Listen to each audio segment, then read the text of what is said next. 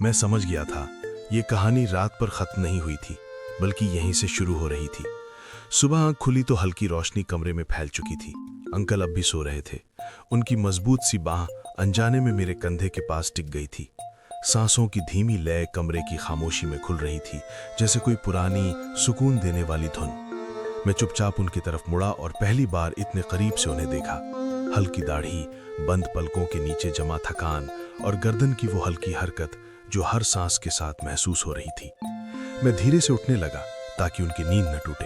तभी उनकी उंगलियां मेरी कलाई के इर्द गिर्द ठहर गईं। कहाँ जा रहे हो? उनकी भारी नींद में डूबी आवाज कानों में खुल गई। बस उठाऊं, सोचा चाय बना दूं, मैंने धीमे से कहा। उन्होंने हल्की नजर उठाई। रुको, जरा पास बैठो। मैं फिर से बैठ गया। वे भी संभल कर उठे। बनियान थोड़ी सी अस्त व्यस्त थी और सुबह की गर्मी का एहसास उनके आसपास फैल रहा था। वे मुझे देख रहे थे, बिना कुछ कहे। उस नजर में सवाल भी था, झिझक भी, और कुछ ऐसा जो शब्दों से कहीं ज्यादा साफ था। दोपहर को हल्दी के बाद अंकल को फिर से नहाने जाना था। रोहित, मदद करोगे? पीठ में थोड़ी तकलीफ है, उन्होंने कहा। कमरे में हल्की रोशनी थी। जैसे ही उन्होंने कुर्ता उठाया, मेरी नजरें असहज लेकिन खिंची चली गईं। केवल लुंगी में खड़े अंकल की उपस्थिति ने कमरे में गर्माहट फैला दी। मैंने साबुन उठाया और धीरे धीरे हाथ आगे बढ़ाया। हल्का स्पर्श, बस ऊपर से नीचे तक। हाथ उनकी पीठ की सतह को महसूस कर रहा था। हर बार हाथ जब लुंगी के पास गया, अंदर हल्की सी सिहरन दौड़ गई। अंकल ने चुपचाप एक गहरी सांस ली और पीठ थोड़ी झुका दी, जैसे मुझे संकेत दे रहे हों। मैंने साबुन धीरे धीरे फैलाया, हल्की छुअन और गर्माहट महसूस करते हुए।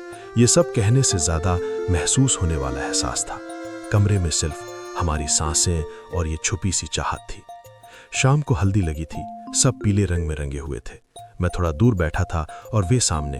अंकल की आंखें बार बार मेरी तरफ झांक रही थीं। हमारी नजरें मिलीं और उन्होंने धीरे से मुस्कुरान दी, ऐसी जो कह रही हो, मैं जानता हूं तुम क्या महसूस कर रहे हो। शाम को फिर कुछ सामान लेना था। हम दोनों बाइक पर निकले। इस बार अंकल ने हल्का सा हाथ मेरी कमर पर रखा। आज तुम बहुत शांत हो, सब ठीक है? उन्होंने पूछा। हाँ, बस थोड़ा थक गया हूं, मैंने कहा। अगर कोई बात हो तो कह देना, मैं समझूंगा। मैं कुछ नहीं बोला। बस बाइक चलाते हुए हमने चुपचाप अपने आप को एक दूसरे की नजरों और मौजूदगी में पाया। हाथ की हल्की छुअन और नजदीकी ने भीतर की गर्माहट को बढ़ा दिया, बिना किसी शब्द के। सब कुछ समझा जा रहा था। रात को सब थक कर सो गए थे। मैं कमरे में अकेला बैठा था। तभी दरवाजे पर हल्का खटका हुआ। वे थे कमल अंकल। बेटा, कमरे में बहुत शोर था, यहां थोड़ी शांति मिलेगी, उन्होंने कहा। वे पास आकर बैठ गए। अंधेरे में उनकी मौजूदगी और सांसों की हल्की गर्माहट मेरे पास महसूस हो रही थी। हम दोनों चुप थे, पर भीतर एक तूफान उठ चुका था। एक एहसास जिसे बस महसूस किया जा सकता था, कह नहीं सकते थे। रात को बिजली चली गई थी। ओस की बूंदें टिन की छत पर धीरे धीरे गिर रही थीं, जैसे कोई पुरानी यादें फिसल रही हों। कमरे में अंधेरा था, बस हल्की नीली रोशनी दरवाजे की दरार से अंदर आ रही थी। कमल अंकल मेरे बगल में लेटे थे। हमारे बीच वही पुराना तकिया रखा था, मगर आज तड़प उस तकिए से भी बड़ी थी। खिड़की से हल्की फुहार कमरे में आ रही थी। मैं उठा और खिड़की बंद करने लगा। तभी उनके पास आने से हल्की गर्माहट महसूस हुई, जैसे उनकी मौजूदगी हर जगह फैल रही हो। ठंड लग रही है क्या? उनकी आवाज में न तो संकोच था, न औपचारिकता, सिर्फ सुकून और भरोसा।